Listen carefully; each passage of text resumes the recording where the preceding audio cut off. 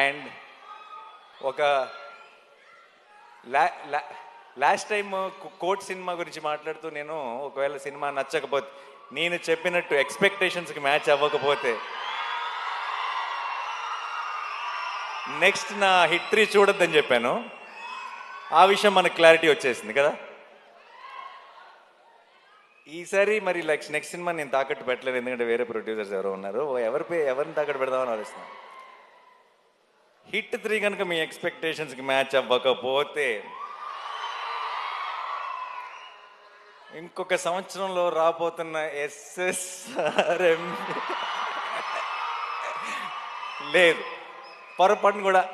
ఒకవేళ ధైర్యం ఏంటంటే ఆ సినిమాని తాకట్టు పెట్టినా ఎవడూ పట్టించుకోడు.